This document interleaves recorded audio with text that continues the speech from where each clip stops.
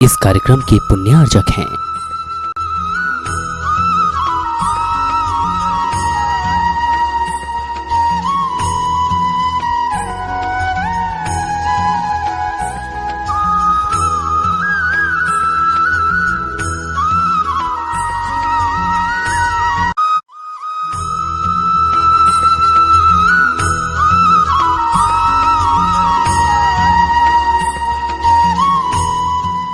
जय श्री ओम नमः सिद्धेभ्यः। जय श्री ओम नमः सिद्धेभ्यः। सर्वमंगल मांगल्यम सर्वकल्याणकारकं प्रधानं सर्वधर्माणां जैनं जयतु शासनं जैनं जयतु शासनं। पंच परमेष्टि भगवान की आचार्य श्री गुरुवर कुंद कुंद महाराज की आचार्य श्री गुरुवर विद्यासागर महाराज की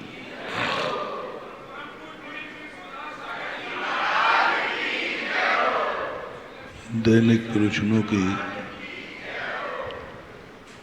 श्रृंखला में अपन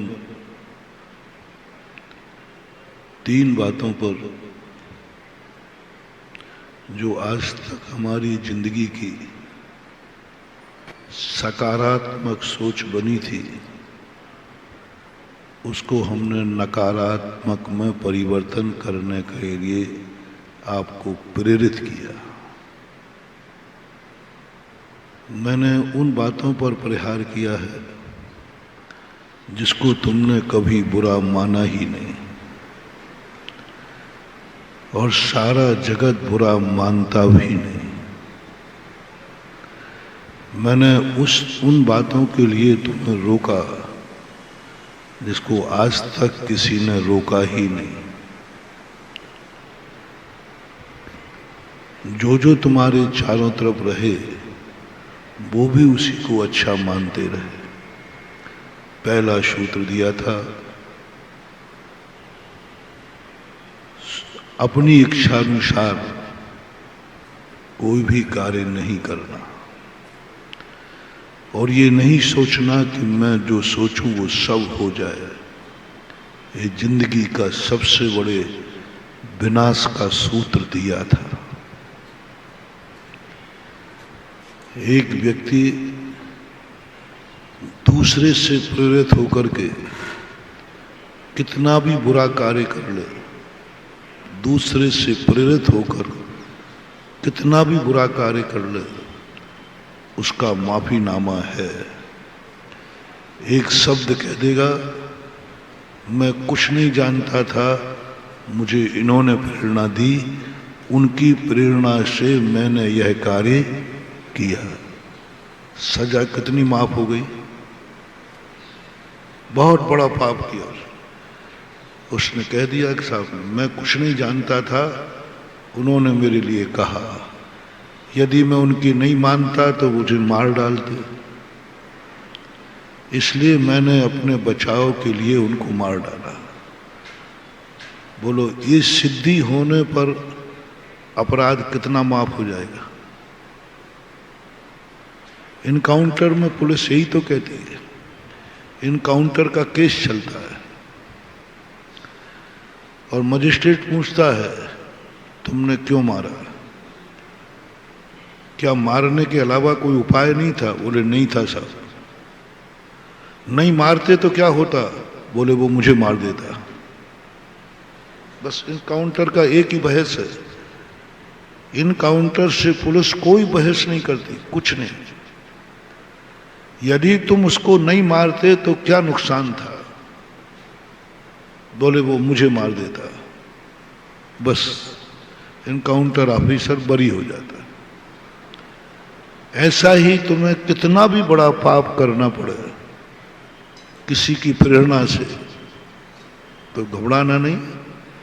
जब तुम्हारे ऊपर केस चले तुम एक ही बात कहना मुझे नहीं मालूम, मैंने ये उसके प्रेरणा से किया, यदि वो नहीं करते तो वो मुझे मार देता। इसलिए मैंने किया।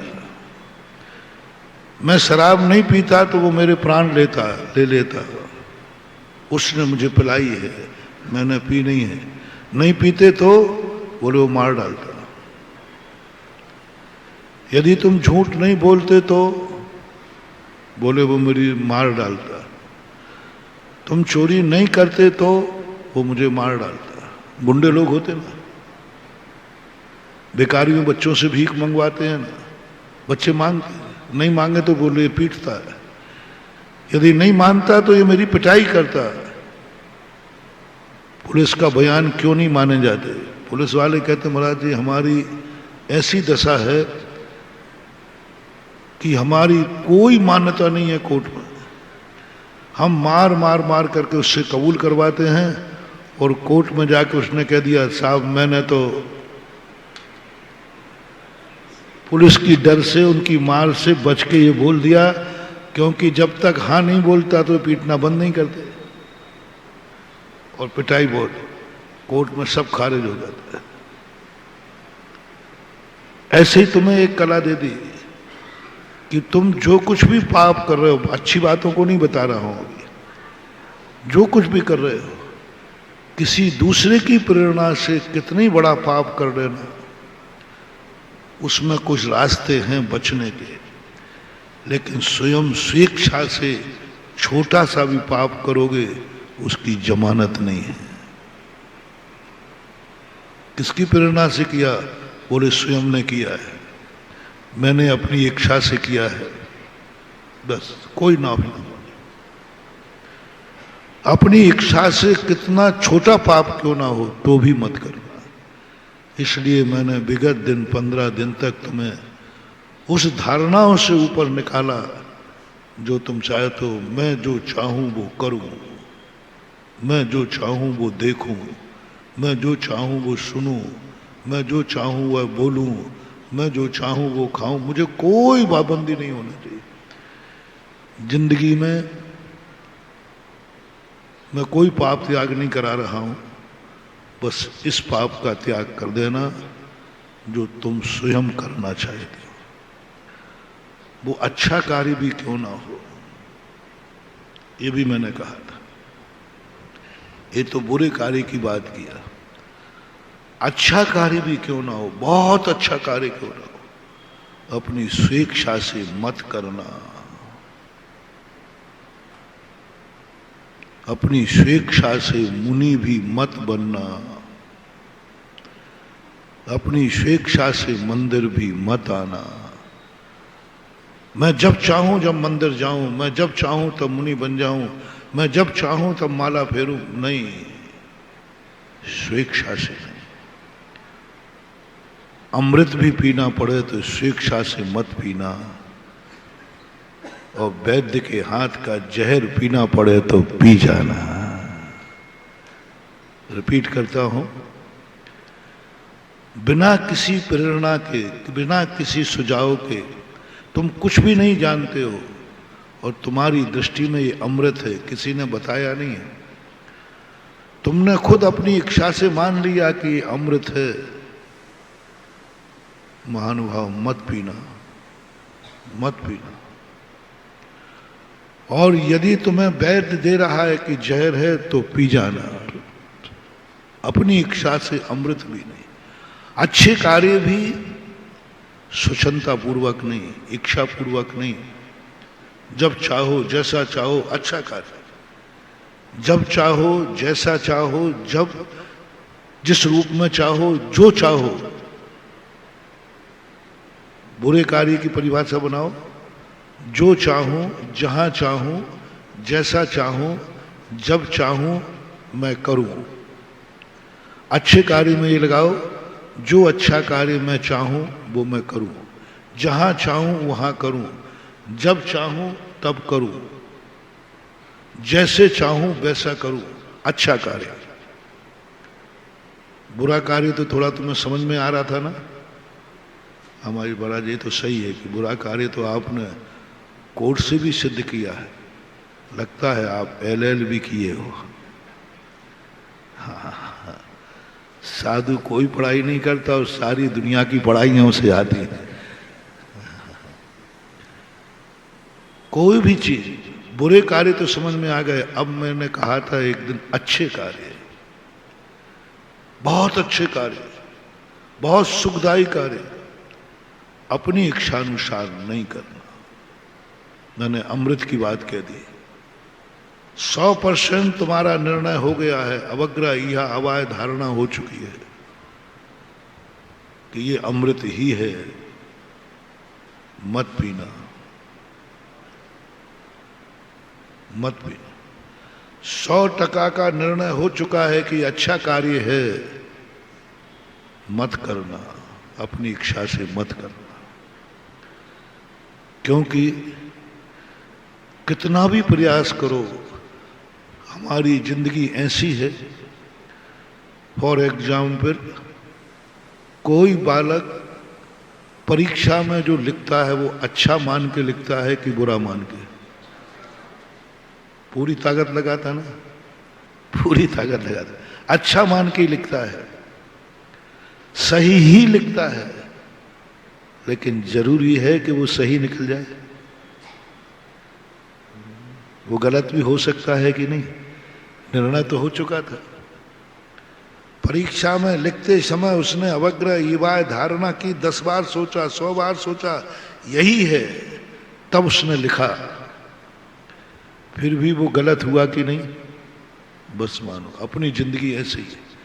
कितनी अच्छा कार्य हो, कितना भी अच्छा, मोक्ष भी मिल रहा हो, निर्णय हो गया इस रास्ते पे चलने से मोक्ष मिलेगा, कहीं से कोई खतरा नहीं है, महानुभाव एक कदम भी मत बढ़ाना, क्योंकि वो तुम स्वेच्छा से बढ़ा रहे हो। निर्णय तुमने किया है, वो निर्णय सही हो, ये कोई नियम नहीं है। संसारी अपनी सबकी बुद्धि बालक बुद्धि है। बालक जो भी खाएगा वो अच्छा मान के खाएगा कि बुरा मान के? लेकिन बुरा निकल सकता है कि नहीं? बोलो ना। बालक मिट्टी उठा ली, क्या मान के खाएगा? 100%। बच्चे जो पूछो बेटा, अरे भाई बहुत अच्छी चीज है, बहुत, वो ये भी कहे थोड़ा आप भी लो, लेकिन वो अच्छी ही हो मिट्टी, ये कोई नियम नहीं है। यही तो सबसे बड़ी भूलें हमारी हो रही है। कई लोग, अच्छे लोग भटक रहे हैं, विद्वान लोग भटक रहे हैं। हम कौन सा गलत कार्य कर रहे हैं? मंदिर ही तो जा रहे हो, किसके कहने से जा रहे हैं? मैं अपनी इच्छा से जा रहा हूं, गड़बड़ है। अपनी इच्छा से जाने वाला मंदिर खतरनाक है कि वो मंदिर पहुंचेगा कि नहीं। एक बार हुआ मेरे साथ, मैं मंदिरों का नियम दे रहा था, तो भाई मंदिर जाने का नियम लो, प्रतिदिन मंदिर जाओ। तो एक बच्चा था, वो सब लेते जा रहे थे, एक ने वो पहले, महाराज जी मैं प्रतिदिन मंदिर जाऊंगा।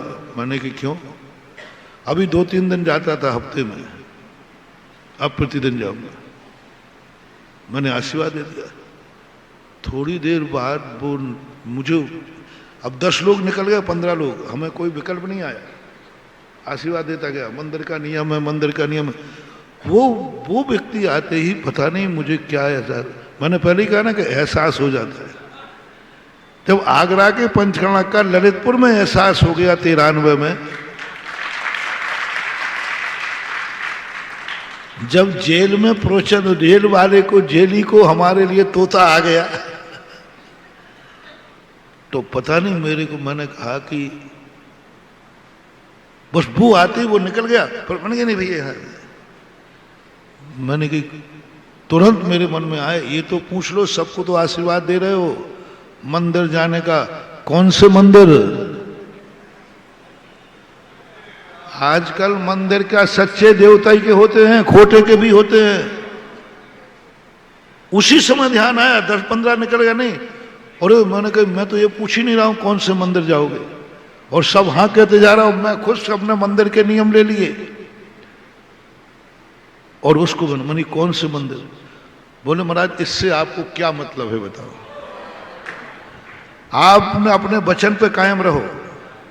आपने कहा सबको प्रतिदिन मंदिर जाने का नियम लेना है बस। अब आगे आप इसमें संशोधन मत करो, इसलिए मैं लाइन में लग गया था, नहीं तो मैं भाग जाता। आपने कहा तो मैंने कि भाई इसका मतलब क्या है? तो अब मुझे और शक हो गया। मैंने कि भाई मंदिर का नाम बता, और 2-3 दिन कौन से मंदिर जाते थे? तो उनका राज मंदिर, जयपुर में एक राज मंदिर है, टाकीज का नाम है, और आज हफ्ते में 2-3 जाता था। अब आपकी कृपा से प्रतिदिन जाऊंगा। पापा देखा तो महाराज ने नियम दिया है। अरे मैंने कहा भैया रुक जा, सबको बुलाया वापस, आ जाओ बेटा आ जाओ। कौन से मंदिर? फिर बोलने लगा भैया जनेन देव का कोई भरोसा नहीं तुम मंदिरों, क्योंकि दुनिया ऐसी बेईमान है। आज तक किसी बुरी वस्तु का नाम किसी अच्छे स्थान का नहीं रखा गया, लेकिन बुरे स्थानों का नाम लोग अच्छे स्थान का जरूर रख लेते हैं। आज तक हमारे किसी मंदिर का नाम टाकीज नहीं रखा गया, लेकिन टाकीजों का नाम, हाँ शिव मंदिर भी है सीकर में, टाकीज का नाम। राम मंदिर भी है, टाकीज का नाम। राज मंदिर मैंने बता ही दिया। भाई मेरा नाम मंदिर क्यों रखा? सीधा टाकीज कह देते। नहीं, पापी व्यक्ति जब तक धर्म को भ्रष्ट नहीं करेगा, पापी का लक्षण होता है, महान पापी का लक्षण होता है, वो पाप करने से संतुष्ट नहीं होता है, वो धर्मात्मा को भ्रष्ट करने से संतुष्ट होता है। एक पापी वो है जो रात में खा रहा है, एक पापी वो है जो शराब पी रहा है, एक पापी वो है जो गुटखा खा रहा है, एक पापी वो है जुआ खेल रहा है, XYZ ये कर रहा है, पापी है। लेकिन सबसे बड़ा खतरनाक आदमी वो है, उसे रात में खाने में उतना कुछ विशेष नहीं है, जिसका त्याग है उसको भ्रष्ट करने में, उसको खिलाने मजा आता। आज मजा आ गया, महाराज ने नियम दिया था, मैंने इतना मुझे भी खुशी नहीं हुई थी जितना तुमने नियम लिया था कि मैं प्रतिदिन मंदिर जाऊंगा, अभिषेक करूंगा, रात में नहीं खाऊंगा, गुटखा नहीं खाऊंगा। महाराज को इतनी खुशी नहीं हुई थी जितनी खुशी उसको होती है जो नियम तुम्हें तोड़वाता है। यहां नियम लेके गया गुटखा खाने की, कई दोस्त कहते हैं यार मजा तो जब ही है जब इसको खिला के रहूंगा, और यदि वो खा लेता है तो इतना मजा आता। महाराज का चमत्कार ज्यादा कि उनका, और वो बहुत खुश होते, बहुत खुश होते। पापी का सबसे बड़ा निकृष्ट पापी, जिसकी कोई जमानत नहीं, निधत्त निकाचित कर्म। पाप में पाप कर्म का बंध होता है 2 प्रकार का, अशुभ कर्मों का बंध, और एक शास्त्रीय भाषा है निधत्त निकाचित कर्म। पाप करने में निधत्त निकाचित कर्म का बंध हो, ये कोई नियम नहीं है, लेकिन दूसरे को भ्रष्ट करने में नियम से निधत्त निकाचित कर्म का बंध होता है। उसमें खुशी मनाता है, देखा मैंने रात में खिला दिया, देखा मैंने शराब पिला दी, बहुत खुश होता। ऐसी प्रेरणा मिल जाती उनको। तो भैया पहले स्पष्ट बताओ कौन से मंदिर जाओगे, क्योंकि बेईमान लोग असली वस्तु की नकल करते हैं। जिस वस्तु का नकली माल बाजार में मिलता हो, समझ लेना वह माल असली है, असली की ही नकल की जाती है, नकली की नकल नहीं। डुप्लीकेट माल असली का निकलेगा कि नकली का? असली का, क्योंकि उस चीज की रेपुटेशन इतनी अच्छी है कि वह लेबर वो नकली माल पर लगाना चाहिए। हमने टाकीज नाम नहीं रखा मंदिर का, लेकिन लोगों ने मंदिर का नाम। हमने तुम्हारे घरों के नाम नहीं रखे, लेकिन एक बार बड़ा विवाद हुआ था ना, अरहंत नाम की मिसाल बना ली। एक भगवान बाहुबली के नाम से मीट मार्केट खोल लिया, बाहुबली के नाम। अरे भाई मेरे ही नाम क्यों मिल रहा है? कोई दूसरा नाम रखो ना, बकरा मीट मार्केट रखो ना, शेर मीट मार्केट रखो ना। लेकिन नहीं साहब, अच्छे को भ्रष्ट करना है। आप भी ध्यान रख लेना, यदि आप कोई अच्छा कार्य न कर पाए तो एक ही ध्यान रखना, उस अच्छे कार्य बुरे कार्य में किसी अच्छे कार्य को शामिल करने का प्रयास मत करना, किसी को भ्रष्ट करने का प्रयास नहीं करना। इसलिए मंदिर भी जाना तो अपनी इच्छा से मत जाना। मंदिर तो जाना अच्छा कार्य है ना? नहीं, कभी भी मंदिर जाने का भाव आए, कैसे जाए? बोले इच्छा से। रोक दो, मंदिर जाने ही मत, रोक दो, मंदिर नहीं जाऊंगा, क्योंकि महाराज ने मना किया है, इच्छा से मंदिर भी नहीं जाना। कोई भी त्याग नियम स्वेच्छा से मत लेना, कोई मतलब नहीं है, तुम भ्रष्ट हो जाओगे, क्योंकि तुमने स्वेच्छा से नियम लिया है, अपनी मर्जी से नियम लिया है। किसी ने तुम्हें प्रेरित नहीं किया, किसी ने तुम्हें कुछ नहीं बताया, और तुमने स्वयं नियम लिया है। स्वयं नियम कभी कोई लेता भी है तो उसके लिए रविंद्र जी ने एक गाना गाया था, बिन कारण जो दीक्षा लेता पूर्व जन्म का त्यागी, जीवन के किसी भी पल में वैराग उपज सकता है। और बिना कारण के दीक्षा ली है तो समझ लेना कि ये पूर्व जन्म का उसके पास, पर पूर्व जन्म की प्रेरणा रहेगी, जाति स्मरण होगा पूर्व जन्म का, लेकिन जरूर कोई ना कोई प्रेरणा हो, चाहे आज की हो, चाहे कल की हो, चाहे परसों की हो। सम्यक दर्शन आज तक किसी को स्वेच्छा से नहीं हुआ है ही नहीं। आज तक किसी भी जीव को स्वेच्छा से सम्यक दर्शन नहीं हुआ। पूज्य उमा स्वामी ने निसर्गत सम्यक दर्शन की चर्चा, लेकिन उसमें जाति स्मरण लगा दिया, पूर्व जन्म की प्रेरणा, पूर्व जन्म का संस्कार, पूर्व जन्म का कोई ना कोई निमित्त बना है। सम्यक दर्शन भी स्वतः स्वेच्छा से नहीं होता, वह सम्यक दर्शन भी किसी ना किसी की प्रेरणा होती है। इसलिए अच्छा कार्य भी स्वेच्छा से नहीं, चाहे वो दान हो, चाहे पुण्य हो, चाहे पूजा हो, यहाँ तक कह दिया मुनि बनने तक का भाव आवे तो स्वेच्छा से मत करना। तुम मुनि क्यों बन रहे हो? अपनी स्वेच्छा से। मुनि धर्म को कहीं शास्त्र में पढ़ा है? नहीं पढ़ा। किसी गुरु ने बताया है? बोले नहीं बताया। बोले बस मेरा मन कर रहा है। मत बनना। स्वेच्छा का मुनि महाराज स्वच्छंद होगा, मिथ्या दृष्टि होगा। और एक बीमारी लगी सबको कि मैं किसी के कोई कार्य, मैं जो करूंगा अपनी इच्छा से करूंगा। कई लोग और उल्टे चलते, बोले मैं मंदिर जाऊंगा अपनी इच्छा से, और कह दिया कि मंदिर गए कि नहीं, आज तो जाऊंगा ही नहीं। एक पुरुष था, पत्नियां ज्यादा पत्नियों के पीछे पड़ती हैं। महाराज जी ये मंदिर नहीं जाते, तो उसने कहा महाराज जी जब तक ये कहती रहेगी मैं मंदिर नहीं जाऊंगा, बस मेरी जिद है। और कई लोग ऐसे जिद्दी होते हैं जिनको मना करो तो कहते नहीं अब तुमने मना किया है तो मैं तो खाऊंगा गुटखा। ऐसे भी लोग होते हैं। तो कई लोग इसमें जिद्दी हो जाते हैं कि मैं दूसरे के कहने पर ना छोड़ूंगा और ना दूसरे के कहने पर कुछ करूंगा, चाहे अच्छा कार्य हो चाहे बुरा। ये बहुत खतरनाक लोग हैं जिंदगी। इसलिए मैंने 15 दिन का समय दिया तुम्हें, सब तरफ से समझाया, स्वेच्छा बुद्धि का त्याग करो, मैं जो चाहूं वो करूं, ऐसी शक्ति कभी मत लेना। भावना ही नहीं करना, परिणाम ही नहीं करना। और ये चीज आपकी दुनिया में आज तक ना तुमने सोची थी ना विचारा था।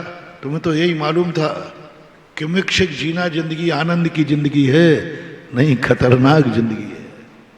मैंने तुम्हें आज थोड़े से संक्षेप में स्मृति के रूप में कहे। दूसरा पॉइंट दिया था आपको, किसी से किमिक्षिक वरदान मत लेना, खास तौर से बड़ों से, भगवान से, गुरु से किमिक्षिक वरदान मत लेना। किमिक्षिक वरदान मत लेना। ये बड़े लोग बहुत कूटनीतिक होते हैं। ये किमिक्षिक वरदान जब देने तुम्हें, समझ लेना तुम्हारा विनाश करने की इन्होंने ठान ली है। तुम उनके काबू में नहीं हो। तुम समझ रहे हो कि ये हमें किमिक्षिक वरदान दे रहे हैं, नहीं, तुम्हें बर्बाद कर रहे हैं। जाओ, आशीर्वाद है मेरा किमिक्षिक, जो चाहोगे वो होगा। समझ लेना गुरु ने ठान लिया है, ये थप्पड़ से तो सुधरेगा नहीं, मात इसको आशीर्वाद से इसका नाश कर सकता हूं। कभी भी कोई किमिक्षिक वरदान दे, समझ लेना लेना ही मत। माँ बाप हो, गुरु हो, भगवान हो, क्योंकि किमिक्षिक वरदान बड़े उसी को देते हैं जो उनके काबू में नहीं रहता,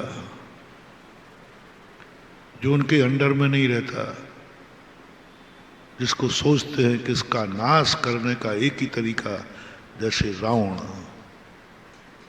किमिक्षिक वरदान दिया, बड़ी प्लानिंग से दिया गया था कि रावण जो मांगे वो वरदान देना, बस वही उसके विनाश का कारण बनेगा।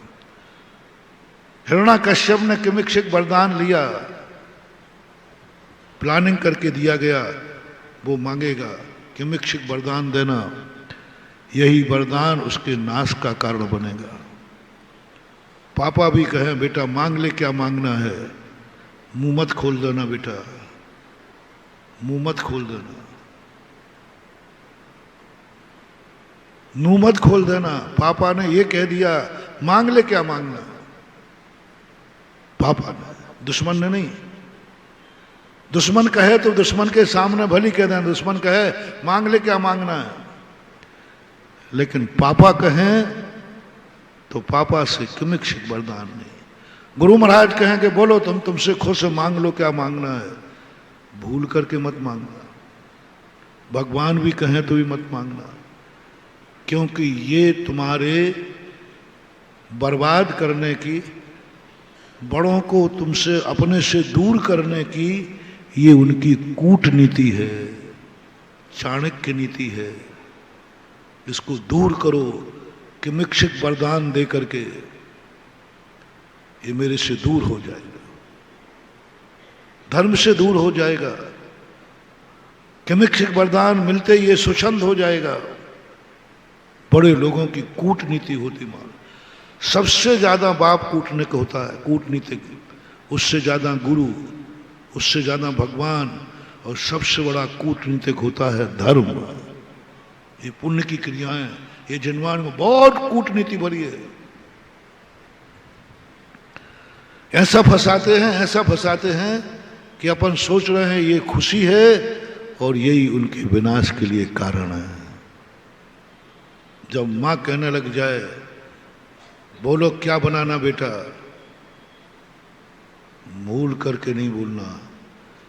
दुश्मन के घर जाना, पराए घर जाना, कोई पूछे कि क्या चाय खाओगे तो कह देना, लेकिन माँ पूछे तो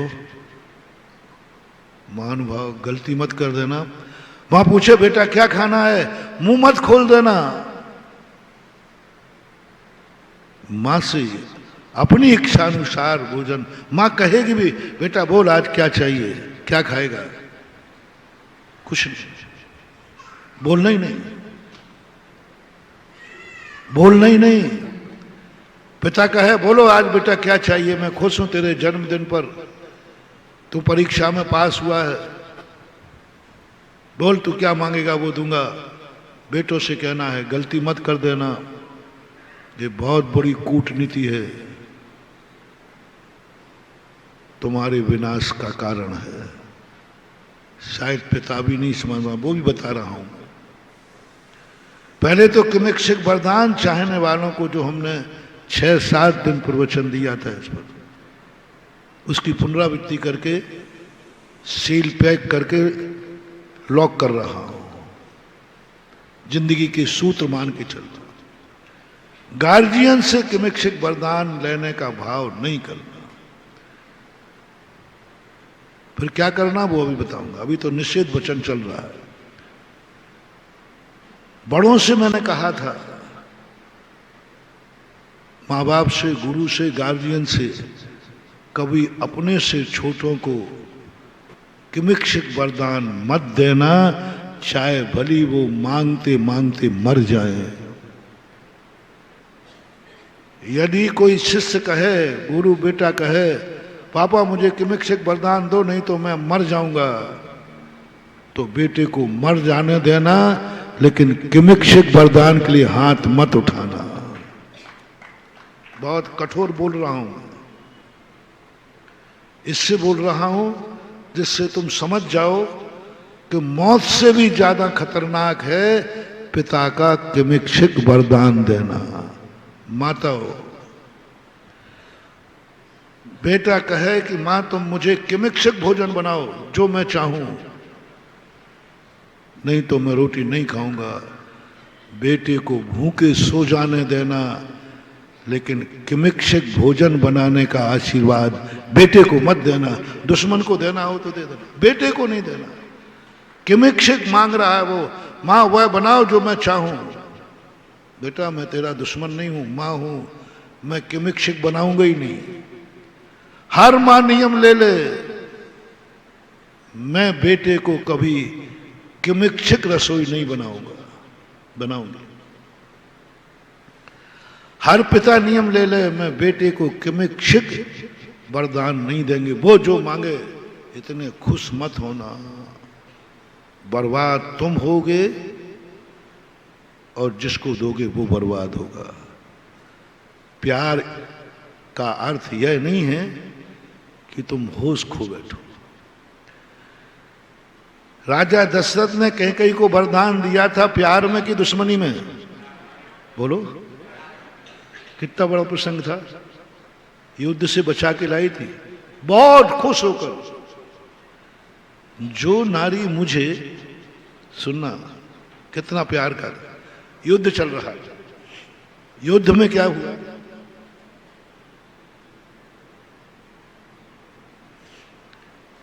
कैकेयी को चाहने वाला कोई दूसरा था, विवाह कर दिया दशरथ से। सामने वाले ने, राजा ने चढ़ाई कर दी। युद्ध में राजा दशरथ मूर्छित हो गए और युद्ध हारने वाले उसी समय जो रथ था, चाक की नकील होती, वो चाक की कील डलती ना, वो कील गिर गई। और चाक की कील गिरने का अर्थ है चाक गिर जाएगा, रथ भी। बस 1 मिनट की भी देरी नहीं थी। महारानी उसी पर बैठी थी। कैकेयी ने अपनी उंगली को और चाक की कील के अंदर लगा करके राजा के प्राण बचाए। उंगली उसकी छिन्न भिन्न हो गई, बच गए। राजा दशरथ ने कहा, उंगली तुमने बचा लिया, प्राण बचाने वाली को किमिक्षिक वरदान देने में क्या बाधा है? लेकिन अपने प्यारे व्यक्ति को किमिक्षिक वरदान देने का हश्र ये हुआ कि अंत में स्वयं को मरना पड़ा और कैकेयी को भी वैधव्य का रूप देखना पड़ा, अयोध्या को अनाथ होना पड़ा। किमिक्षिक वरदान का परिणाम। हस्तिनापुर के अंदर राज जाने वाला था, घोषणा कर दी, जो मुझे फलाने राजा का नाम दिया है, उस राजा से जो मुझे विजय प्राप्त कराएगा, वो जो मांगेगा मैं दूंगा। अब देखना, मरना निश्चित है, हारना निश्चित है, तो उन्होंने कह दिया कि मैं जो मांगेगा वो दूंगा। 4 मंत्री थे, बृहस्पति, बलि, बृहस्पति आदि, और वो चारों मंत्री बाहर से आए थे। उन्होंने कहा, राजा साहब, आपका वरदान सुनकर मैं आया हूं, मैं उस राजा को बंदी बनाऊंगा। बंदी बना दिया। बोलो कितना बड़ा कार्य हुआ। मर जाता राजा, नहीं राज्य चला जाता, लेकिन किमिक्षिक वरदान से राज्य भी बच गया, स्वयं भी जीवन बच गया और दुश्मन नष्ट हो गया। ये क्षण अच्छे के हैं कि बुरे के? स्वयं प्राण बचे, राज्य बचा और सब कुछ बच गया। राज्य बच गया, प्राण बच गया और दुश्मन भी सदा के लिए। अच्छा कार्य के बुरा? बोलो। इस खुशी में किमिक्षिक वरदान दे दिया। मांगो क्या मांगना। परिणाम ये हुआ उसका कि 700 मुनियों का 7 दिन के लिए मांगा था उन्होंने, राज्य दे दीजिए मुझे, आप विश्राम कीजिए। 700 मुनियों की जो दुर्दशा हुई वो किमिक्षिक वरदान का परिणाम है। बोलो, राजा पद्म हार जाते किमिक्षिक वरदान नहीं देते, और किमिक्षिक वरदान दिया तो 700 मुनियों पर उपसर्ग हुआ। इन दोनों में से कौन सा सही था? जीतोगे तो 700 मुनियों के उपसर्ग होगा, 700 मुनि मारे जाएंगे, उनके मारने का उपाय रचा जाएगा। और यदि नहीं जीतते हो, किमिक्षिक वरदान नहीं देते हो, तो तुम्हारा राज्य चला जाएगा और तुम दुश्मन के बंदी बना लिए जाओगे। मार भी सकता है। खतरनाक क्वेश्चन है। यदि तुम किमिक्षिक वरदान दोगे तो 700 मुनियों का नाश होगा, उनकी हत्या करने का उपक्रम रचा जाएगा। और किमिक्षिक वरदान नहीं देते हो तो तुम्हें मरना पड़ेगा, राजा मरेगा और दुश्मन का राज्य हो जाएगा। तुम्हें वो मार भी सकता है। इन दोनों में से एक चयन करना है।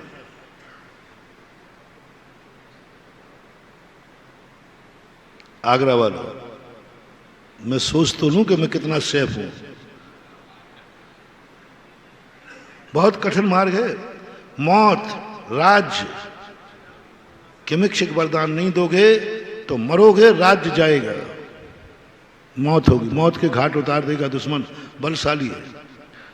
और किमिक्षिक वरदान की घोषणा की तो 700 मुनियों की दुर्दशा होगी। मर भी सकते, मार भी सकता है। अब दोनों में से 700 मुनियों की मौत, एक मुनि की मौत और एक स्वयं की मौत, 700 महाराजा जीवित रहें या स्वयं राजा जीवित रहे, दो में से एक फैसला करना है।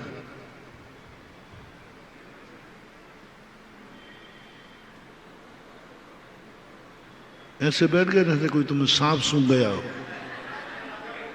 बोलो ना।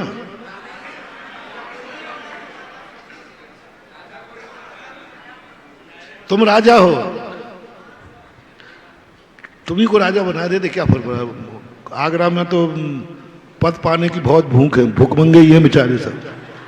यहां पदों की बहुत भूख है, बहुत भूख है। धर्म मिटे तो मिट जाए, महाराज मिटे तो मिट जाए, सब मिट जाए, मेरा पद नहीं मिटना चाहिए। पदों की बहुत भूख है। इतने रोटी के भूखे नहीं है, पानी के भूखे नहीं है, कोई भूख नहीं है। मात आगरा में मैंने देखा पदों की भूख बहुत है। मरने तक भी पद पे ही मरना चाहते पद पे ही मरना चाहते। पदों की भूख बहुत है। इसलिए चलो, तुम्हारी भूख को देखते हुए तुम्हें राजा बनाता हूं। तुम राजा हो और तुम्हारे सामने कोई दुश्मन आया है और दुश्मन को तुम जीत नहीं सकोगे, वो तुम्हें मार देगा, राज छीन लेगा, राजगद्दी भी जाएगी, मौत भी होगी। और किमिक्षिक वरदान दिया, जो सामने वाला कहता है राजा साहब मैं तुम्हारे गद्दी बचाऊंगा, मैं तुम्हारा पद बचाऊंगा, तुम्हारे राज्य की रक्षा करूंगा, बस किमिक्षिक वरदान दो।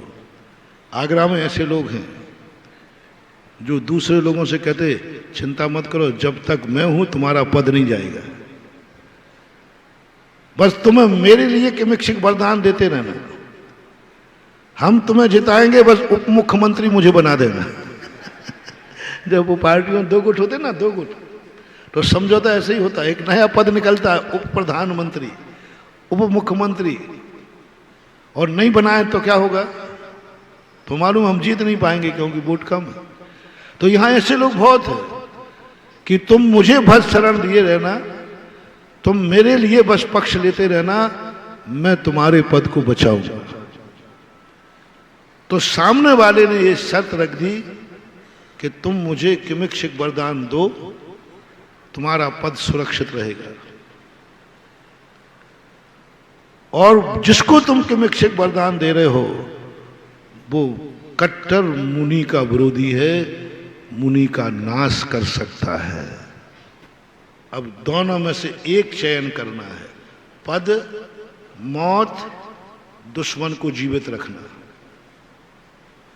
तीनों जीवित है और दुश्मन तुम्हें कर देगा। और किमिक्षिक वरदान नहीं दिया तो तुम्हारा पद जाएगा, तुम्हारा राज्य जाएगा और दुश्मन भी क्या होगा वो बाद में बता देंगे।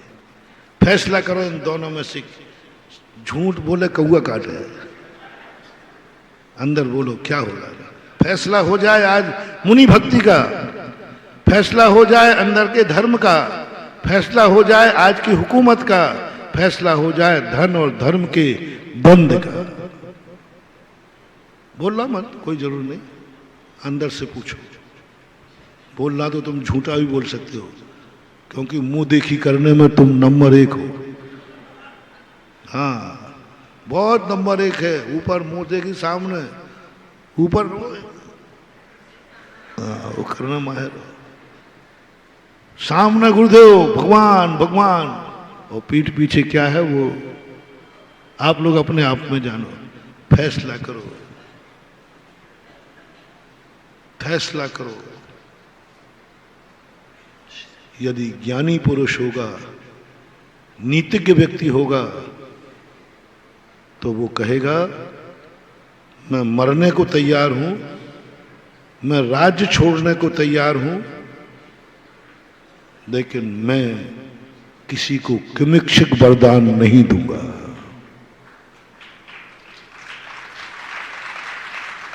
किमिक्षिक वरदान नहीं दूंगा। राजा पद्म ने यह भूल की, किमिक्षिक वरदान दे करके वो स्वयं बच गया, राज्य भी बच गया, लेकिन हद से क्या हुआ, 700 मुनियों का विष्णु कुमार महाराज ने यही आकर कहा। विष्णु कुमार के भाई थे वो, राजा पद्म और विष्णु कुमार सगे भाई थे। विष्णु कुमार ने कहा ये क्या किया तूने, छोटे भाई विष्णु कुमार बड़े भाई थे, बोले ये क्या किया तूने, बोले साहब मैं क्या करता, यदि मैं किमिक्षिक वरदान नहीं बोलता तो अभी तक मैं मर गया होता, राज चला गया होता। विष्णु कुमार महाराज कहते मर जाता, मर जाता, तूने किमिक्षिक वरदान क्यों दिया, वो भी अनजाने को। राज जाता चला जाता, ये तो जाता रहता है और आता रहता है। तूने किमिक्षिक वरदान दे करके तूने जो पाप किया है ये अक्षम अपराध है।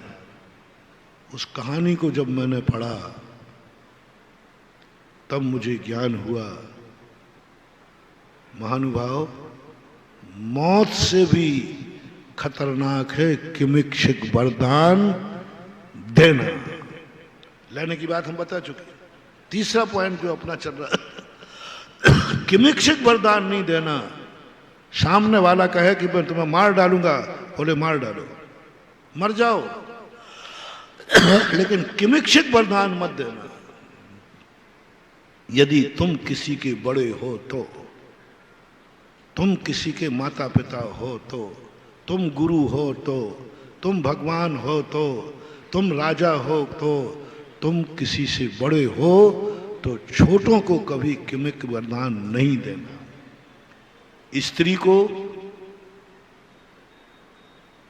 कभी किमिक्षिक वरदान मत देना, कितना भी प्राण प्यारी क्यों ना हो। बालक को किमिक्षिक वरदान मत देना, कितना भी प्यारा हो। अनजाने को किमिक्षिक वरदान मत देना, चाहे कितना भी उपकार कर रहा हो। मूर्ख को किमिक्षिक वरदान मत देना, चाहे भली वो कितना भी सीधा क्यों ना हो। इन चार लोगों को किमिक्षिक वरदान दिया ही नहीं जाता। इसलिए बड़े लोगों को मैंने कह दिया ना, अपने से आधीनस्थ छोटे को, मालिक नौकर को किमिक्षिक वरदान ना देवे, अपने से छोटे से। बोलो, कोई किसी ना किसी से बड़ा है कि नहीं? कोई किसी ना किसी से बड़ा है कि नहीं? बस अपने छोटे को कभी किमिक्षिक वरदान नहीं देना। ये तीसरा मोटिवेशन हमने 1 महीने के अंदर आपको दिया, लेकिन मुझे विश्वास नहीं है कि तुम सब मान जाओगे, क्योंकि ये तीनों ऐसे, मैंने तुम्हारी उस रग को छेड़ा है जो तुमने अनादिकाल से जिंदगी भर आज तक मालाएं इसी के लिए फेरी, हमने वो सब साफ कर दिया। तुमने धर्म किया, कर्म किया, बड़ों की सेवा, सबके पीछे एक ही था, किमिक्षिक वरदान। इतनी जल्दी तुम मान जाओगे?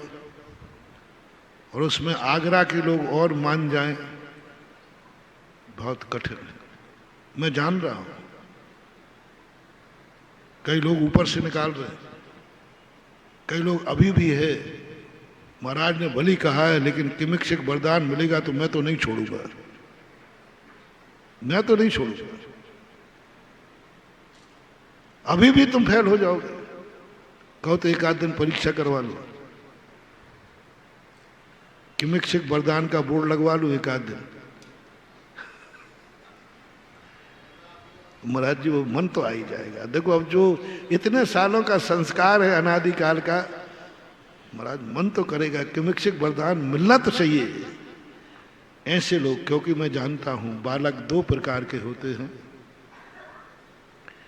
एक बालक वो होता है, माँ मना कर देती, बेटा ये दीपक है, छूना नहीं, वो तत्ता है। क्या बोला? वो तो अच्छा बालक क्या कहेगा? नहीं नहीं नहीं, नहीं। मन भी करेगा कि छू लूं, नहीं मम्मी ने मना किया है ना। मन कर रहा है, मन बचल रहा है, छूने का मन कर रहा है, लेकिन छुएगा नहीं, मम्मी ने मना किया है। तो ऐसे बहुत कम बालक होंगे जिनका मन कर रहा है, नहीं करूंगा, महाराज जी ने मना किया है, मम्मी ने मना किया है, जिनवाणी माँ ने मना किया है, तो तेरा मन हो रहा है कि नहीं? आप बालक को देखना, कभी दूसरे का बालक तुम्हारे यहाँ अच्छा बालक, तो उससे कहना भाई ये मिठाई खा लो,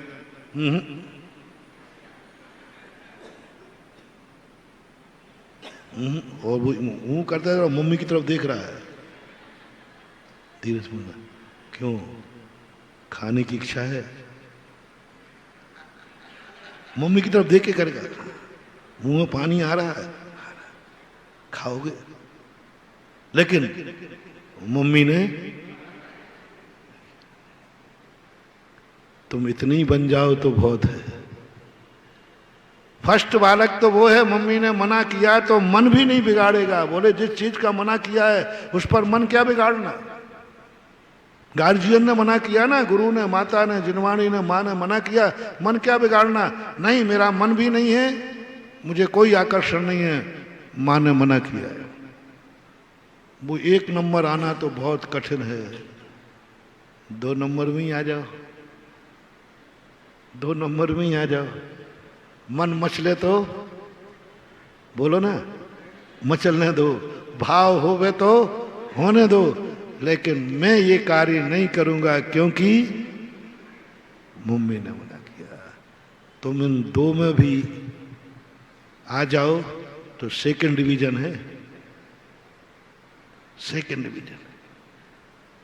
लेकिन कितने बालक हैं, कितने बालक हैं जो मां के मना करने पर दीपक की तरफ नहीं जाएंगे? परसेंटेज बताओ बालकों का, छोटे बालकों का। मां ने मना किया है दीपक मत छूना बेटा, हूं तत्ता है, कितने बालक मान जाएंगे? छोटे बालक बताओ, तुम्हारे बालक बताओ, तुम्हारे बच्चे बताओ, तुम्हारे कितने बच्चे हैं जो तुम्हारे कहने पर कह दिया बेटा उस रेलिंग में मत जाना, बेटा आज बाहर मत जाना, बेटा उधर मत जाना, देखो रेलिंग है गिर जाओगे, इस अग्नि को मत छूना, हूं तत्ता है। कितने तुम्हारे कितने बालक मान जाएंगे? तुमने बता दो, तुम बता दो, हैं? 1-8%। तो जब तुम्हारे बालक 1% भी नहीं हो रहे तो ये हमारे बालक कैसे मानेंगे? यही तो बात कहना चाहिए। बस इतनी सी तो बात है, और क्या है। मैं इसलिए पूछ रहा हूं कि तुम्हारे बच्चों पे तुम्हें क्या विश्वास है? जब हम अविश्वास की बात लगी तुम बुरा लग रहा है, महाराज जी इतना विश्वास कर रहे हो कि हाँ हमारा मन भी मचलेगा। नहीं, मैंने पूछ लिया, आपके बच्चों की बता दो, तुम्हें अपने बच्चों की बता दो। बच्चे तो सब तुम्हारे बच्चे सही या हमारे बच्चे सही? बच्चे तो बोलो ना, बच्चे तो बच्चे ही हैं। तुमने कह दिया कि बच्चे नहीं मानेंगे महाराज, 100% नहीं मानेंगे, लेकिन शायद 1-8% मान जाते हैं। जितने परसेंट तुम्हारे मम्मी पापा के कहने पर तुम्हारा बच्चा मान जाए, उतना ही गुरु जब प्रवचन देवे और इस श्रावक बच्चे मान जाएं, परसेंटेज वो ही रहेगा। बच्चे तो बच्चे। पूज्यवर शिव कोटि महाराज ने अविरत सम्यक दृष्टि को बालक कहा है। बालक कहा है, बच्चा कहा है, बालक कहा है। उन्होंने स्पष्ट लिखा, चौथे गुणस्थान वर्ती जो जैन श्रावक हैं वे बालक हैं, और बालक का नेचर है कितना भी समझाओ, वो कल कहा था ना, कितना भी समझाओ लेकिन बालक तो बालक ही। आप भी कितने ही समझाओ, कितने ही समझाओ, और मैं इतना समझा रहा हूं ना, और हमें मालूम है कि जब मैं तुम्हारी गृहस्थी पर प्रहार करता हूं, यहां से जाने के बाद तुम क्या टॉन्टिंग खसते हो मेरे पर, बता दो। किसी ने कहा देख भाई आज तुम, महाराज जी ने क्या कहा था? बोले मैंने भी सुना था। क्या कहा था महाराज जी ने? तो क्या कह रहे? हाँ महाराज जी की बातें मान ली तो हो गए बाबा जी, महाराज जी की बातें मान ली तो हो गए बाबा जी। यानी महाराज तो बुद्धू हैं तो बुद्धिमान है। कितने बालक हैं, आप भी कल बालक रहे हो, तुमने माँ बाप को बुद्धू माना है। 99% बालक अपने माँ बाप को बुद्धू मानते हैं, बुद्धू, बिल्कुल इडियट, मूर्ख मानते। फॉर एग्जाम्पल, माँ मना करती है बेटा बाहर नहीं जाना, दोस्त कहता है ये चीज नहीं खाना, दोस्त कहता है देख तेरी माँ मना कर रही है, तो वो बोलता नहीं है, इशारे से बोलता है। बोलेगा तो पिटेगा। दोस्त को इशारा करता है, इसका तो स्क्रू ढीला है, दिन भर यही बोलती रहती है, और तुम बोलती रहती हो और वो दोस्त के साथ भाग जाता है। ऐसा कितने बार हुआ तुम्हारे बच्चों के साथ, और तुम बच्चे थे तो तुमने कितने बार किया। मम्मी पापा रोकते रहे और तुम दोस्त के साथ, बल्कि यूं करता उंगली से। क्या क्या उसकी औकात देखो। मम्मी पापा को क्या कह रहा है? ये किसका अर्थ है?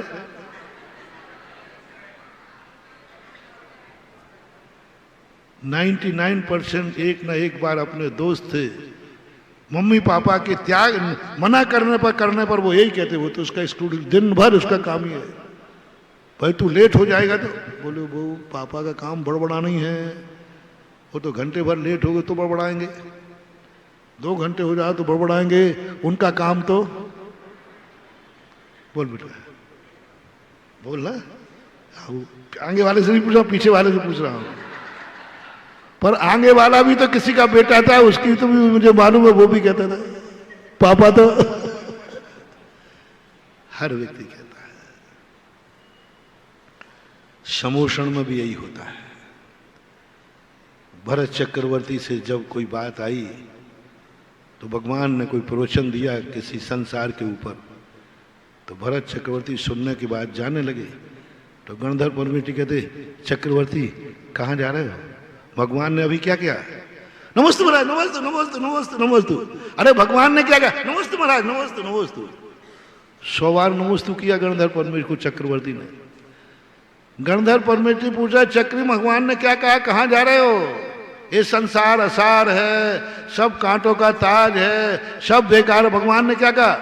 तो चक्रवर्ती ने कहा हाँ ठीक है, नमस्ते महाराज, नमस्ते नमस्ते। और नमस्ते कर करके मुस्कुरा के निकल गया, जैसे आप प्रवचन के बाद निकल जाते हो। नमस्ते महाराज, नमस्ते नमस्ते। अरे भाई नमस्ते नहीं करवाना है, ये तो बोल दो महाराज नमस्ते नमस्ते नमस्ते नमस्ते।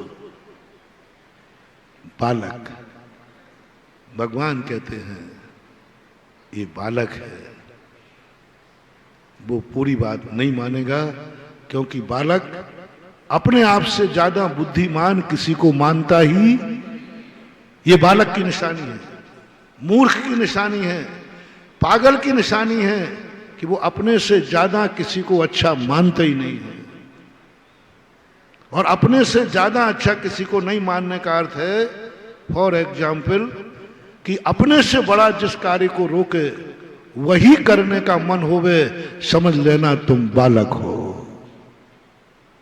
रिपीट करो, अपने से बड़ा गार्जियन, हितैषी, उपकारी जिस कार्य को रोके वही करने का मन तुम्हारा होवे, तो फिर तुम कौन हो? बालक लिख लेना। तो मैं जानता हूं कि बालक, और बालक तो मूर्ख होता ही है। मैं तुम्हारा बरेदी हूं। बरेदी जानते हैं? बरेदी कौन होता मालूम? बरेदी जो जानवरों को चराता ना, गायों को जो पहले ले जाते थे, गाय इकट्ठी करके और फिर खेत में ले जाता था वो चराने के लिए, जंगल, फिर उसको बरेदी बोलते। मैं तुम्हारा बरेदी हूं तो तुम हमारे कौन हो? नहीं, मैंने आपको ढोल नहीं कहा, देखो गड़बड़ नहीं कहा, मैंने आपको मैं तुम्हारा बरेदी हूं तो तुम हमारे कौन हो? जोर से बोल दो, थोड़ा एक बार और जोर से बोलो, टेप हो जाए। मैं तुम्हारा बरेदी हूं तो तुम हमारे ढोल गमार। बिना इसके प्रवचन बनेगा ही नहीं, बनेगा ही नहीं। मैं जब तक तुम्हें बालक नहीं मानूंगा, मूर्ख नहीं मानूंगा, अज्ञानी नहीं मानूंगा, ढोर नहीं मानूंगा, तो मैं प्रवचन दे ही नहीं सकता। किसको पढ़ाओगे? किसको पढ़ाओगे? तुम्हें पहले ही से पता है कि ये ज्ञानी है, काय को पढ़ाओगे? एमए वाले को पढ़ाओ, अनार का पागल हो गया क्या? जब कोई व्यक्ति हमें ज्ञान दे रहा है, समझ लेना चाहिए कि हमें वो अज्ञानी मान, बिना उसके बनेगा ही नहीं ज्ञान देना, अज्ञानी। और मैं प्रवचन तुम्हें दे रहा हूं कि नहीं, पहले बताओ, बोलो जल्दी। तो मैं तुम्हें मूर्ख मान रहा हूं। यदि तुम्हें ज्ञानी मानता तो मैं कदापि नहीं देता, बिल्कुल नहीं देता। पूज्य आचार्य श्री हमारे लिए ज्ञानी हैं, मैंने उनको कभी प्रवचन नहीं दिया क्योंकि वो ज्ञानी है ना, वो ज्ञानी है ना। अब मैं भगवान शांतिनाथ को प्रवचन दूं? बोलो, भगवान शांतिनाथ आज मेरा प्रवचन सुनना, मैं आपके नाम पर प्रवचन दे रहा हूं, तुम भी हंसोगे, महाराज सही में आप आगरा में आके पागल हो गए। क्यों भाई, क्या गलती की मैंने? शांतिनाथ को प्रवचन दे रहा हूं। अरे उनको क्या प्रवचन दोगे, उनको क्या प्रवचन दोगे? वे तो अपने आप में इतने समर्थ हैं। प्रवचन उसी को दिया जाता है, रास्ता उसी को बताया जाता है जो रास्ते से अनभिज्ञ हो। तो प्रवचन देना बता रहा है कि मैं तुम्हें क्या मान रहा हूं,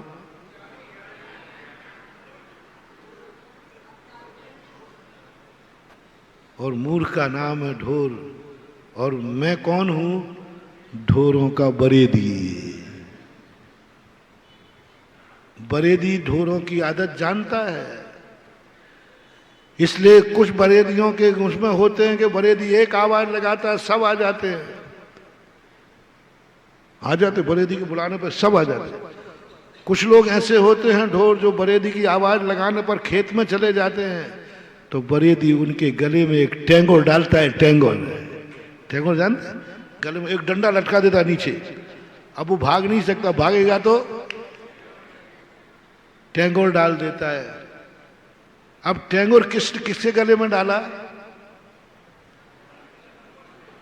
जो बरेदी की एक आवाज में नहीं सुधरा, नहीं आया, और फिर भी उद्दंडता कर रहा है, फिर टेंगोर डालेगा।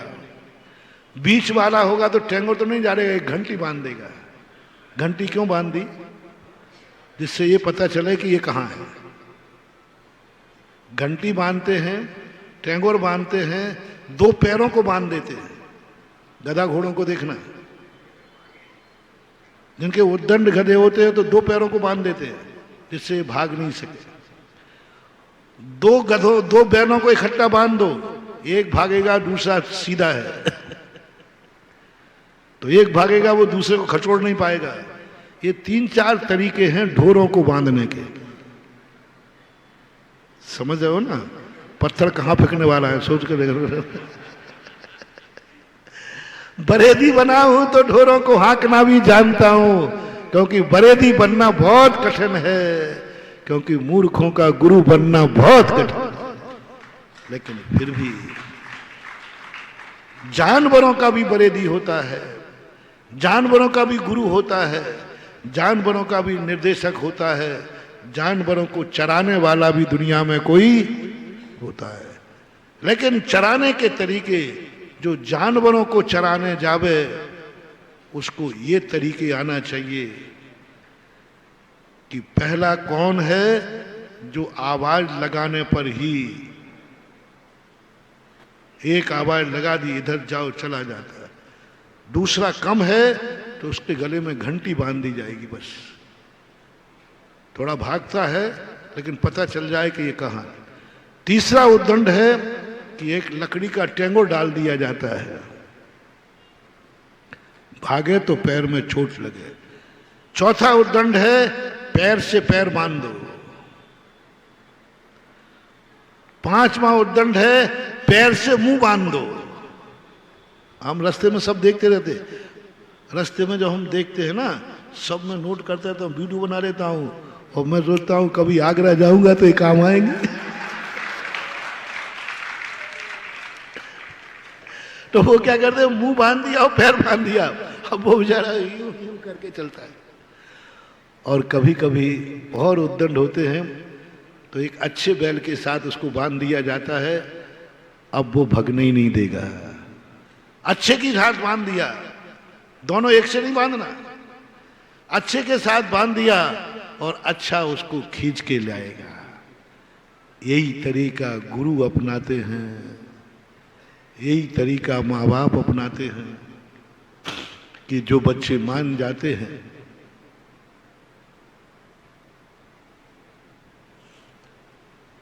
अजितनाथ भगवान और पारसनाथ भगवान के बीच के बच्चे ऐसे ही थे, बच्चे ऐसे ही थे। अजितनाथ भगवान और पारसनाथ भगवान के बीच के बच्चे ऐसे ही थे। प्रतिक्रमण और प्रायश्चित वहां होते ही नहीं था। भगवान ने कह दिया टेक टू ऑर्डर, बस कोई तर्क नहीं, कोई वितर्क नहीं, कोई ऊहापोह नहीं। बस सामायिक करना है, करना है। इधर नहीं जाना है, नहीं जाना है, इधर जाना है, जाना है, कोई नहीं टेक टू ऑर्डर। इधर नहीं जाना, मन से, वचन से, काय से, वो जानते जाते ही नहीं थे। इधर जाना है, कुआ हो चाहे खाई हो, जाना है तो जाना। किनके भगवान के बीच के थे? लेकिन आदिनाथ भगवान के जो श्रावक थे वो मंद बुद्धि थे, साधु थे, मंद बुद्धि थे।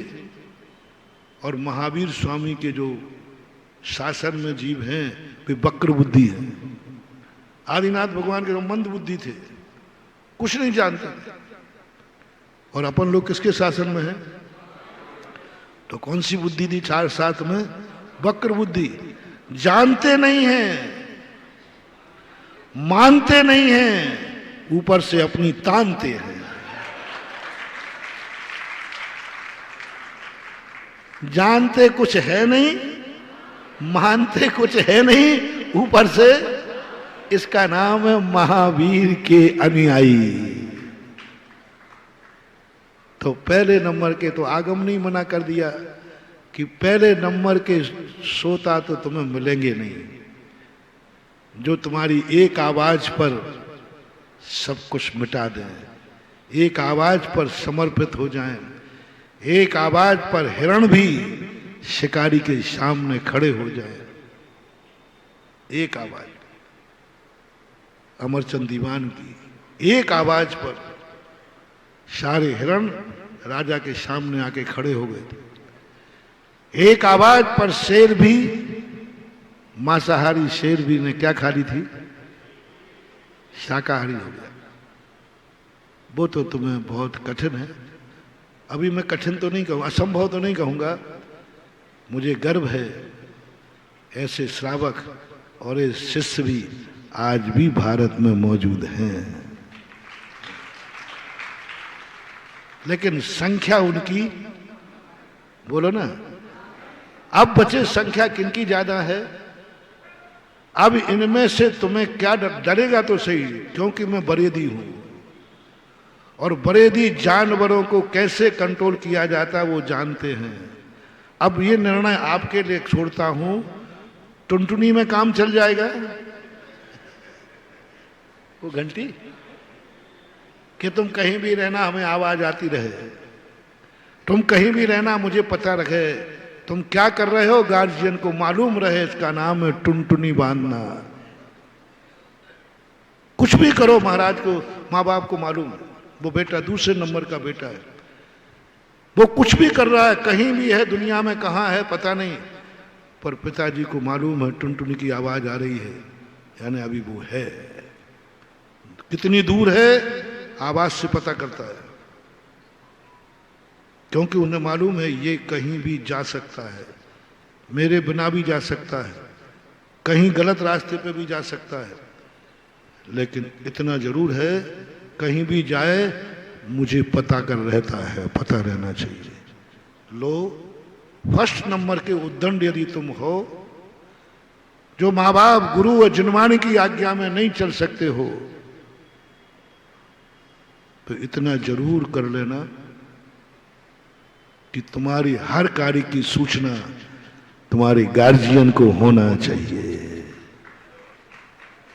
बुरा भी कराए तो गार्जियन से बोलो, बुरा भी किया तो गुरु से बोलो, सूचना रहना चाहिए मैंने बुरा किया है, ये दूसरे बुरा किया है, उद्दंड है, उसको घंटी बांध दी जाती है। बस मुझे पता रहना चाहिए कि तुम स्कूल गए हो कि नहीं, बाजार में हो कि नहीं, टाकीज गए हो कि नहीं, बस मुझे पता रहना चाहिए कि तुम कहां हो। प्रयास करो, उद्दंड भी बनो तो एक नंबर के बनो। सेकंड नंबर का क्या था? टेंगो डला है, बहुत खतरनाक, पैर छिल जाते हैं, भाग नहीं पाओगे, वो इतनी लंबी लकड़ी डाल देता है नीचे और गले में। निर्णय करना कौन से नंबर के हो आप,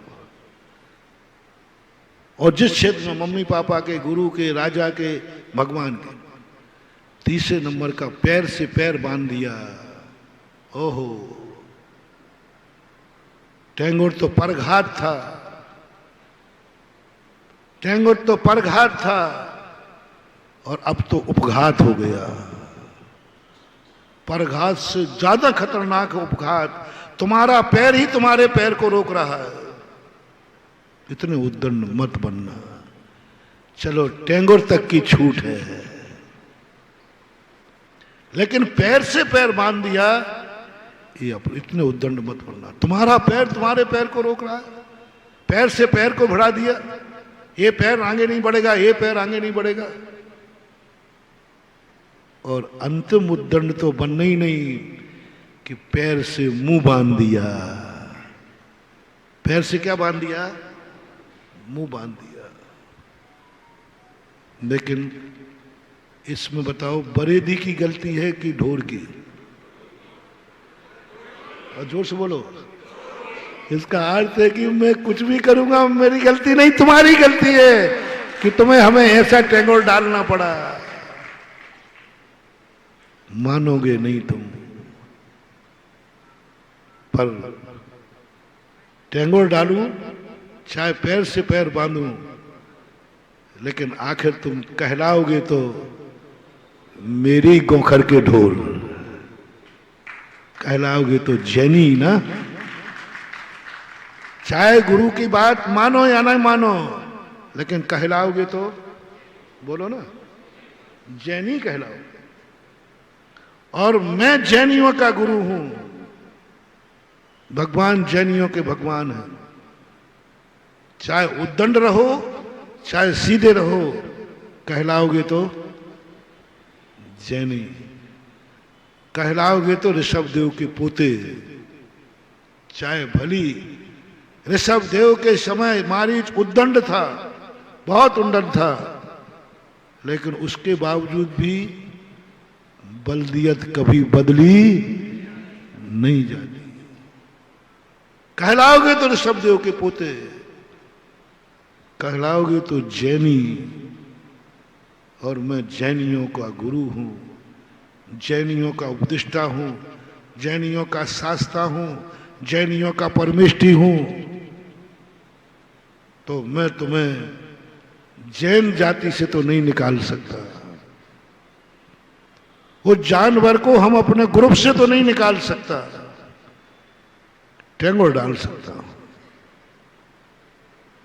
अब तुम्हारे जीवन का मालूम है तुम करोगे। अब अंतिम तरीका अपना रहा हूं, वो मुझे अपनाना नहीं है, वो तुम्हारी ऊपर है। मां को बच्चे ने रोका, बेटा तत्ता है मत छूना, लेकिन बच्चा तो बच्चा ही है, अब तो छूंगा। और मजा आ गया। रोकने के बाद करने का एक आनंद, बहुत आनंद होता है। भीड़ में लोग क्यों पैर पड़ते मालूम आपको? क्योंकि अपन रोकते हैं। तो बोले रोक रहे हो और फिर छू के आ गया तो क्या कहता? 1000 वॉलंटियर खड़े थे रोकने के लिए। महाराज जी ने भी रोका तो भी मैं छू के आ गया। एक कालर ऊंची हो जाती है, कालर ऊंची होती है। अरे भाई अब महाराज फ्री बैठे हैं, जिनको छूना छूना, मजा नहीं आता। बोले क्या मतलब? क्या मतलब है? पहले बैठे ही भीड़ का एक मजा होता है। ऐसे ही तुम्हें करोगे, वही वाली बात। महाराज ने मना किया है, जरूर हम वही करेंगे जो मना किया है। पत्नी ने कहा है ना कि गुटखा नहीं खाना, आज जरूर डबल खाएंगे। महाराज ने कहा है ना मंदिर जाओ, आज तो नहीं जाएंगे। उल्टे चलने वाला दिमाग है। जिस जिस चीज को मना करेंगे वो उल्टा जाएगा। और उनकी संख्या दुनिया में कहीं मिले या नहीं मिले, अब तो आप बोल दिया करो, मैं बार बार बोलता हूं। तो फिर अंतिम सत्य जिनवाणी ने कहा, अब मैं क्या करूं? अब मैं क्या करूं? टैगोर डाल दिया, घंटी डाल दी, पैर से पैर बांध दिया, मुंह से पैर बांध दिया, उसके बावजूद भी ये नहीं सुधर रहा है। उसके बाद तो मां ने कहा चुप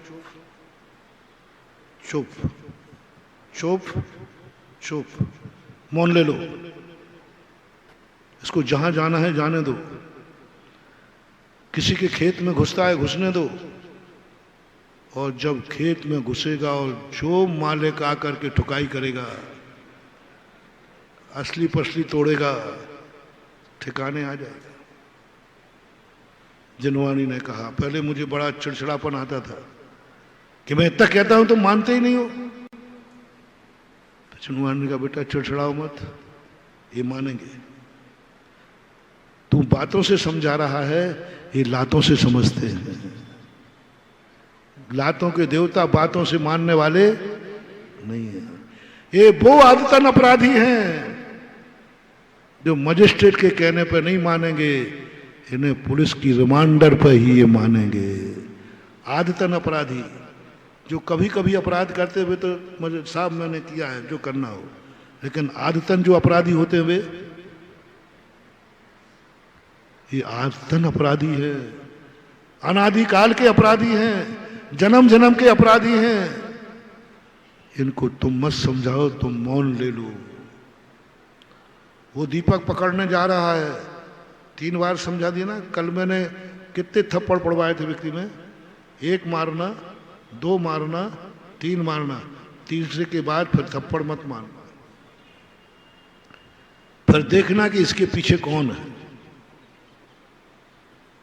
इसके पीछे कौन है। वो विषय अभी अपना यहीं विराम देता हूं, आज नहीं छिड़ रहा हूं। इसके पीछे कौन है, आज वो छिड़ रहा हूं। तो भगवान ने कहा, चुप, वो अग्नि की तरफ जा रहा है, चुप चुप, बिल्कुल चुप बैठे रहो। वो जा रहा है, देखो वो दीपक पर, चुप, पकड़ने दो उसको। उसने दीपक पकड़ा, दीपक पकड़ा तो जल गया। अब वो मम्मी मम्मी मम्मी जल गया, तत्ता है। अब मम्मी कहती और पकड़ ले, नहीं नहीं मम्मी तत्ता है। पहला कैसा था, यही शब्द किसने कहा था पहले, माँ ने कहा था ना, बेटा तत्ता है। नहीं माने ना, अब कौन कह रहा है, मम्मी कह रही और कर थोड़ा सा, हो नहीं मम्मी तत्ता है। एक पीडब्ल्यू वाला था, वो सड़क निर्माण कर रहे थे क्योंकि बरसात में फट गई थी, बहुत ज्यादा गड्ढा हो गया था।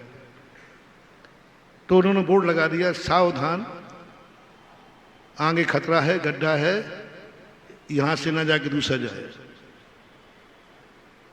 तो सब लोग चले जा रहे थे, लेकिन एक आगरा का व्यक्ति था, उसने कहा इन पीडब्ल्यू वालों को कोई काम ही नहीं है, थोड़े बहुत बरसात हुई, गड्ढा हो गया, बोर्ड लगा देते। उनको मालूम नहीं कि मैं चैंपियन हूं, मैं ड्राइवर हूं, छोटे मोटे गड्ढे तो मैं यूं पार कर देता हूं। वो नहीं माना, बोर्ड की अवज्ञा कर दी, नहीं माना। मैंने कहा बोर्ड का काम, बहुत उपेक्षा की, बोर्ड पीडब्ल्यू काम ही कोई नहीं, थोड़ा सा हुआ बोर्ड लगा दिया। उसे मालूम नहीं कि हम ड्राइवर है, छोटे मोटे गड्ढे यूं निकाल देते हैं, हमारी गाड़ी बहुत मजबूत है, हमारी गाड़ी बहुत मजबूत है, हमारे बोतल बहुत सख्त सख्त है, हम पहले से ही बाढ़ लगा के बैठे। कई लोगों को विश्वास बहुत होता है। चले गए, जाके देखा तो वहां तो सीधा जमुना का गड्ढा था, जमुना के नदी का गड्ढा, इतना बड़ा गड्ढा था। अब हवा खिसक गई। पीडब्ल्यू वाला बहुत होशियार था, मेरी जैसा होगा, मेरी जैसा होगा, क्योंकि वो जानता था कि कोई ना कोई तो इस बोर्ड का उल्लंघन, ये संसार है, कितना भी अच्छा कानून बनाओ, कोई ना कोई उसका उल्लंघन, एक आध आएगा, 100 में कोई एक, तो वो जानता था। तो यहां तो लिखा था सावधान, आगे मत जाना, और उसे मालूम था कि कोई ना कोई एक आध तो आगरा का यहां से निकलेगा। वो लौट आया, अब वो गाड़ी को पीछे लौटा के बैक कर रहा है, और बोर्ड वाले ने पीछे लिख रहा था, अब आई अकल ठिकाने,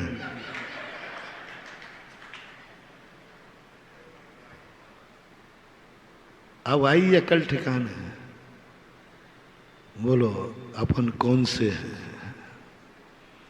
जिनवानी माँ ने कहा, मत टोको उसको, जाने दो,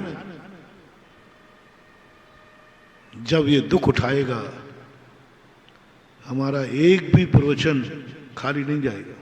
मैंने कहा ना, मुझे बड़ा गुस्सा आता था, इतना कहो, गर्मी में कहो, उपवास के दिन बोलो, मानते हैं ना ये, अपन को देना ही नहीं प्रवचन। दिनवाणी का बेटा, मैं वचन देती हूं, तेरा एक भी प्रवचन खाली नहीं जाएगा। शुरू शुरू की बात कह रहा हूं, बहुत गुस्सा आता था मुझे, तुम्हारे बाप का नौकर हूं, 1.5 घंटे चिल्लाऊं और तुम मानते नहीं हो, उल्टे ही जाते हो, तो प्रवचन देना ही नहीं।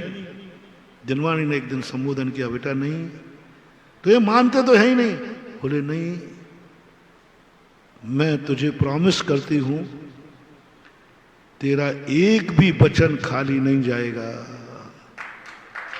ये सब मानेंगे, सब मानेंगे। फर्क कितना है, अभी इनके पुण्य का उदय चल रहा है, अभी इनके पुण्य का नशा चढ़ा है।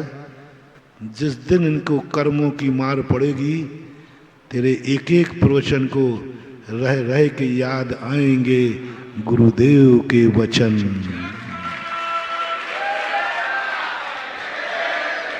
सातवें नरक के नारकी को पूज्यवर वीरसेन स्वामी महाराज, सातवें नरक का नारकी पहुंचने के बाद जब यातनाएं सुनी और इतना रोया, इतना घबराया, मैंने क्या किया, मैंने क्या किया। दाती स्मरण होता है, अवध ज्ञान से जानते हो। हरि पर्वत में 2023 में गुरुदेव ने बार बार कहा था, मैंने नहीं माना। और वहां पूरा यही प्रवचन सभा आएगी, क्या नाम है, शांति सागर भवन, यही आएगा, सब यही माइक आएंगे, यही चैनल दिखेंगे, सब यही मनोज बाबू पढ़ते हुए दिखेगा, वो संजय, सब यही दिखेंगे। और प्रवचन वहां मेरा कैसेट सुनाई देगी। और उस समय कहोगे, गुरुदेव बचाओ, आपकी बात नहीं मानने का परिणाम ये हुआ, बचाओ बचाओ। भैया, जहां तुम पहुंच जाओगे वहां मैं आ नहीं पाऊंगा, और जहां मैं आ सकता हूं वहां तुम सुनने वाले नहीं हो, मैं क्या करूं। अभी मैं तुम्हारे पास आ गया, नरकों में मैं तो नहीं जाऊंगा। तुम कितनी चिल्लाना, वहां इतनी दया नहीं है कि मैं तुम्हारे लिए नरक चला जाऊं। इतनी दया है, इतनी दया है, इतनी दया है कि झांसी से आगरा आ जाओ। इतनी तो दया है, लेकिन इतनी दया नहीं है कि यहां से मैं तुम्हें बचाने के लिए नरक में आ जाऊं और वही 7 में नरक में पहुंच जाऊं। नहीं, इतनी दया मैं नहीं करूंगा, कुछ नहीं हो पाएगा। और वहां जाकर के पूरा प्रवचन सुनेगा, एकदम सब कुछ है, सब स्टेज सब है। उस समय गुरु की पीठ पर लिखा होगा, अभी क्या लिखा है सामने, बोलो ना, सावधान कर रहा हूं, सावधान अपन को ऐसा। और फिर जब लिखा रहेगा तुम वहां से अवध ज्ञान से देखोगे तो मेरा मुंह नहीं दिखेगा, मेरा मुंह नहीं दिखेगा, मेरी छाती नहीं दिखेगी, मेरा आंगला हिस्सा नहीं दिखेगा, मेरी पीठ दिखेगी। और पीठ पर हमने लिख रखा है, अब आई अकल ठिकाने। क्या लिख रखा है? होता है, होता है, होता है, ऐसा होता है, हुआ है, हो रहा है, होता रहेगा, ये चलता रहा है। भगवान महावीर स्वामी की बातों को भी हमने ठुकरा दिया, लेकिन बाद में जब विपदा आई तब पता चलता है। मास्टर की पिटाई, जब वो इंटरव्यू में फेल होता है, अरे साहब मास्टर ने नहीं मारा तो मैं फेल हो गया, और जिसको पिटाई पड़ती ना कलेक्टर बनता है, तब वो कहता है महाराज मालूम है कैसे बना, एक मास्टर मुझे बहुत मारता था, उसकी पिटाई के कारण कलेक्टर बना हूं, पिटाई के कारण कलेक्टर बना हूं। ना वो पीटता और ना मैं पढ़ता और ना मैं कलेक्टर बनता। लेकिन पिटते समय कैसी लग रही है? पिटते समय कैसी लग रही? गुरु की मार। 2-3 दिन पहले कहा था ना, गुरु माँ बाप से सब शत्रु होते हैं, शत्रु के समान रखते हैं जिस समय बोलते हैं, शत्रु के समान रखते हैं जब 99 नंबर लेके तुम जाते हो और मार्कशीट फेंक देता है पिता, 1 नंबर कहाँ है? बोलो कैसा लगा बाप? सारी दुनिया गोल्ड मेडल दे रही है, 15 अगस्त को सम्मान हो रहा है, सारे पेपरों में हेडलाइन में छपा है कि कॉलेज टॉप किया, और बाप ने जाकर पेपर दिखाया, गोल्ड मेडल दिखाया, मार रहे, उसने फेंक दी, 1 नंबर कहाँ है? बोलो बाप कैसा लगा? बोलो ना, बहुत बुरा लगा, बहुत बुरा लगा। अरे बाबा क्या बात कर रहे हो, 1 नंबर पर। हाँ, उसका फेंकना, यदि तुम सही बाप के प्रति रखते होगे, पापा पेपर फेंक दिया 99 का, एक दिन मैं तुम्हारी खुशी करके रहूंगा और एक दिन तुमसे प्रशंसा सुन के रहूंगा। अगली साल वो 100 नंबर लेके आ गया। अब वो सबसे कहता है, अब कहता है मालूम ये 100 नंबर कैसे आए? क्या 99 नंबर में मेरे बाप ने मार्कशीट फेंक दी थी, अब वो संस्मरण बन गया। ऐसे ये धर्म के, जनवाणी के, गुरु के वचन होते हैं। मानो शुरुआत में बहुत कड़वे होते हैं, चुभते हैं। जब मैंने तुम्हें ढोर कहा कैसा लगा? और जब आगरा को फिट करता हूं कहीं भी, महाराज आगरा ना करके नाम मतलब आप ऐसे कहते हो कोई भी XYZ, नहीं, वो चुभेगा नहीं तुम्हें।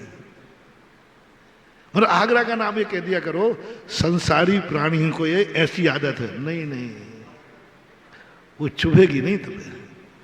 आगरा का कहूंगा तब चुभेगी।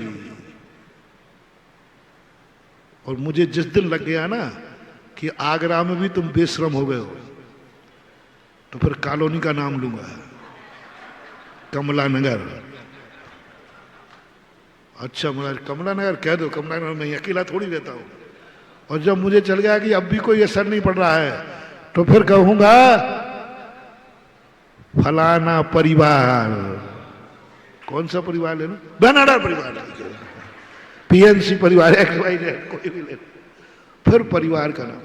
हाँ परिवार का नाम लो जी, परिवार कोई छोटा मोटा थोड़ी है, नहीं अकेला थोड़ी हूँ। महाराज ने मेरे से, कोई कहा देखो महाराज ने क्या कहा, अरे परिवार का नाम दिया है, परिवार में अकेला ही थोड़ी हूँ, मालूम परिवार बहुत बड़ा है। अरे ये तो बेशरम हो गया, फिर क्या करूंगा?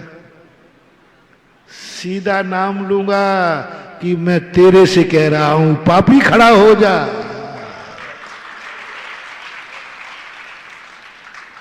अंतिम शस्त्र है ये। इसलिए अच्छा है कि संसारी बाबू का, संसार का नाम लूं तो तुम चेत जाओ कि महाराज ने संसार को नहीं कहा है, मेरे से कहा है। आगरा का नाम लूं तो चेत जाओ कि आगरा से नहीं कही बात, ये मेरे से कही। परिवार का नाम लूं तो ये मत सोचो कि परिवार को कहा है, ये सोचो कि ये मेरे से कहा है, तो बड़ी इज्जत वाला मामला होगा। नहीं तो पीठ पे तो लिखा ही है। अब बोलो ना, महावीर भगवान की। इस कार्यक्रम के पुण्यार्जक थे